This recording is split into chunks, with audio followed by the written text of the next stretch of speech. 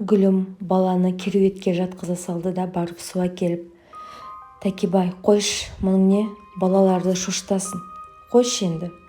Дұрыстап айтшы, әлгі Махаббат деген әйелдің айтып кеткендері рас па? Мына нәресте расында да сенің қызың ба?» деп сұрап жатыр. Менде оған қарауға бет жоқ. Басымды изей бердім. Су ішсем де өксігімді баса алар емеспін. Содан анам маған қатулы көзімен бір қарады да шығып кетті. Гүлім үндемей орнынан тұрды да: «Обалы жоқ саған, Тәкебай.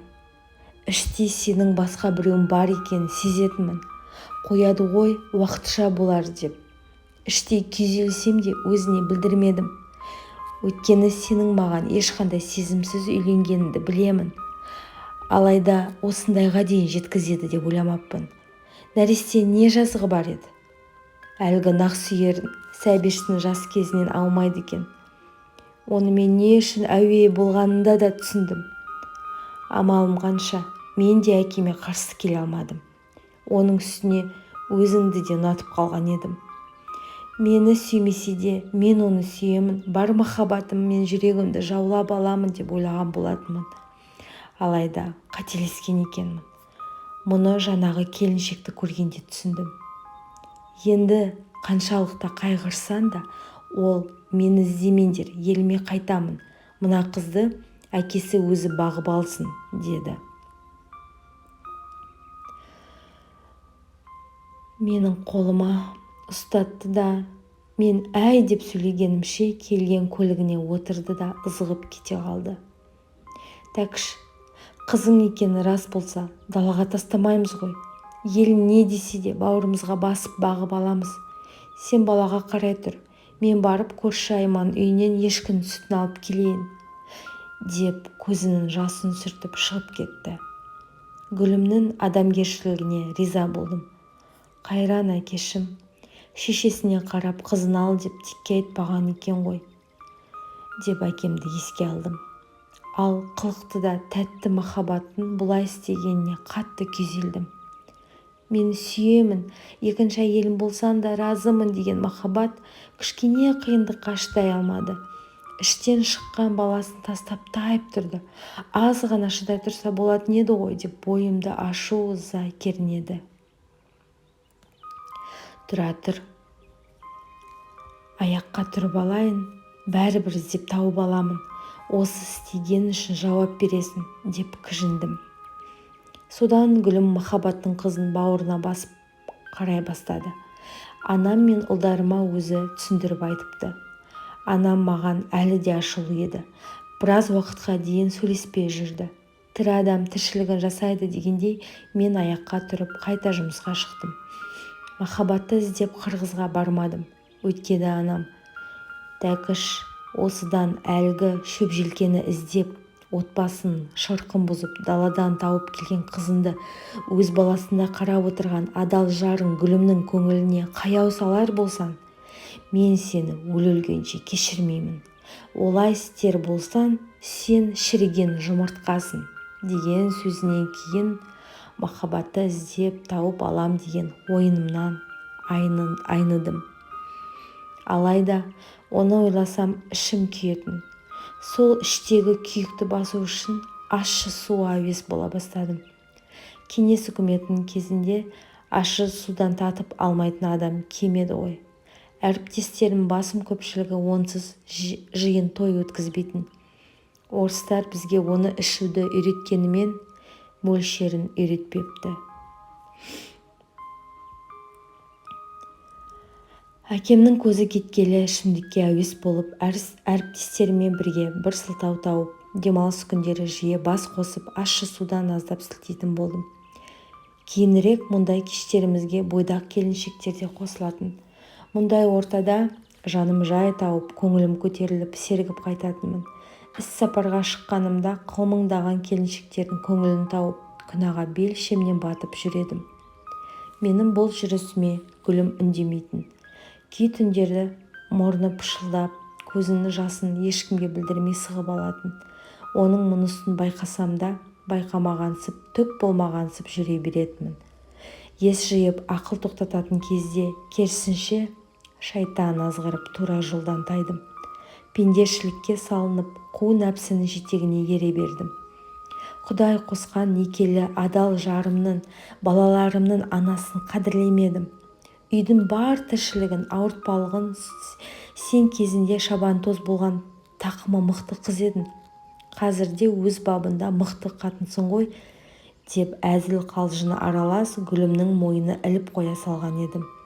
Ұлдарымның сабақ үлгерімін, үйдегі мал жаңа да қарамаппын.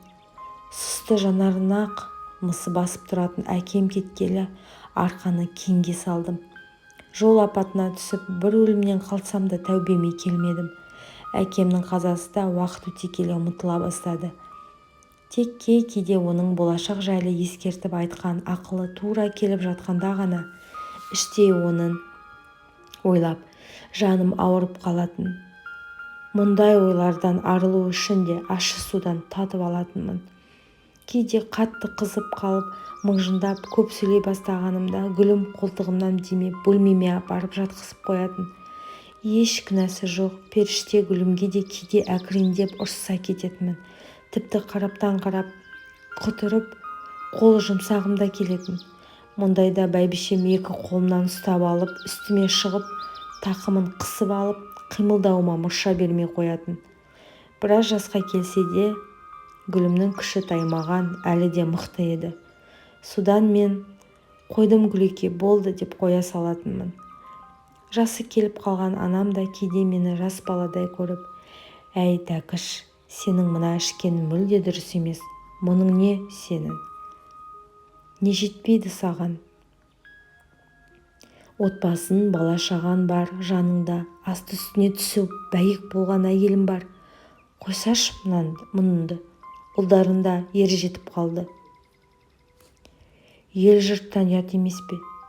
Деп кейде тәубеме түсіріп қоятын. Мұндайда жақсы апа, деп біраз уақыт ішпей жақсы болып жүретінмін де достарымен кезекті бір жиында және тойып алатынмын. Бір күні қалада осындай бір жиында орыстың Надежда атты бойдақ келіншегімен танысып, ащы судың арқасында таңертең сол келіншектің үйінде оның қойнында ояндым. Надежда бір мекемеде бір бөлімді басқаратын, басы қатты істейтін, білімді, көзі ашық, көкірегі ояу, сөзі жұмсақ, грамотный келіншек еді. Тамақты да керемет дайындайды екен. Пәтері тап-таза, өте жинақы еді. Сөйтіп, енді осы келіншекпен әуейі бола бастадым. Қалаға келген сайын бір бөтелке шарабым мен тәттілерімді ешқашан гүлімге сыйламаған гүлімді алып, Надюшаның пәтерінен табылатын болдым. Кейде демалыс күндері ортақ достарымызбен табиғат аясына шығып, сыра ішіп, кәуап жеп демалып қайтатынбыз. Надя менің отбасылы екенімді біле тұра, менімен көңіл қосып жүре берді. Екеуміз қандай тақырыпта әңгіме қозғасақ та ойымыз бір жерден шығып, әңгімеміз жарасатын. Ол маған: «Такон, ты много не пей, себя погубишь. Ты же грамотный, деловой мужик, тебе это не к лицу», деп айта берген соң, оның ақылын тыңдап, мен баяғыдай бет алды ішкенімді доғара бастадым. Тек Надюшаның жанында ғана аздап шараптан ғана ұрттап қоятын болдым. Сөйтіп, жиі болмаса да демалыстарда Надяның жанына келіп, қыдырып, әңгімелесіп қайтатынмын. Ұлдарым ер жетіп, қызым ес біле бастады. Осы орайда сөйтіп кезімде жиған тергенімнің басын құрап қаладан өз кәсібімді аштым. Ұлдарым мектепті аяқтаған соң осында оқуға келеді ғой деп қаладағы Ресейге үдере көшіп жатқан орыс ұлтының отбасының 2 бөлмелі пәтерін сатып алдым. Сөйтіп дер кезінде басым істеп, балалардың болашағын ойлай бастадым. Қаншама жыл кеңес үкіметіне адал қызмет етіп, бір тиынына да тиіспеппін. Үлкенім ері жетіп, отан алдындағы борышын өтеуге әскерге кетті. Кейінгілер де ері жетіп, аналарының бір жағына шығысып, қолқанат болып алды.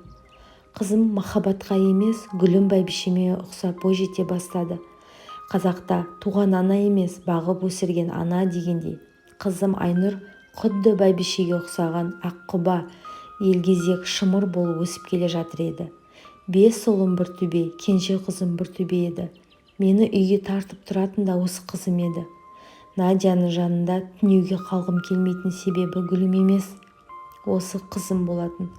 Қызымда осыншалықты жақсы көретін бола